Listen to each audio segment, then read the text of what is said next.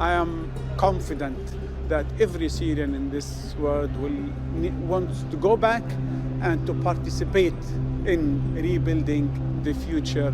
Over 50 years of dictatorship over in Syria. Now focus turns to the enormous humanitarian crisis left behind. New future for Syria, democratic Syria.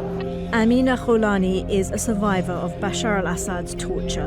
In my dream, I cannot imagine we will arrive to this moment. Do you know what happened now? The dictator is gone. Sorry, this is the freedom for Syria. We pay a huge price for that. Of course, I was tortured. A lot of others were tortured. I was lucky to survive and go out. Others didn't make it. Finally, proud to say I'm Syrian without being scared that the Syrian regime will reach to me. No more torture, no more bombing, no more disappearance. Bashar al-Assad, the leader of Syria, has ruled his country with an iron fist for over 2 decades. But what happens when the tide of power turns against him?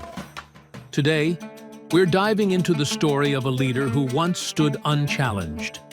And the moment he fled the city, he claimed to protect.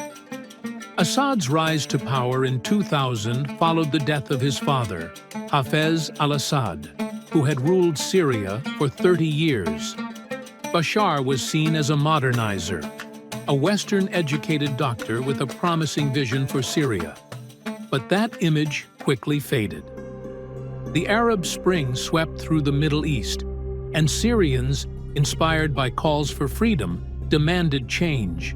Assad's response: brutal repression. The Syrian civil war was in full swing.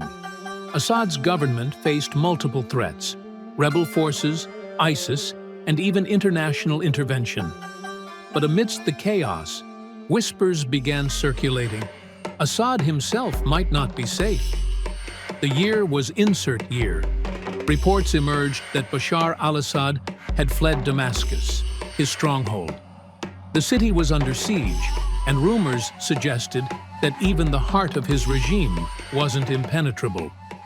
According to sources, Assad and his family retreated to a heavily fortified location outside the city.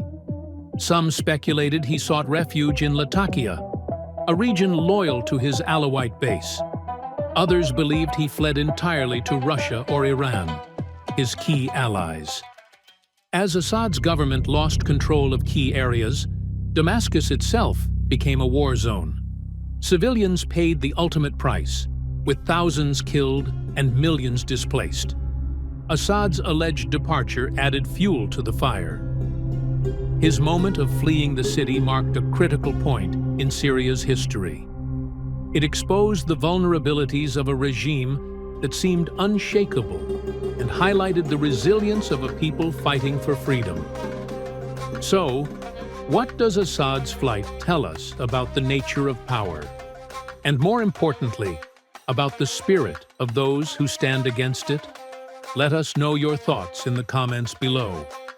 Don't forget to like, share, and subscribe for more stories that uncover the truth behind the headline.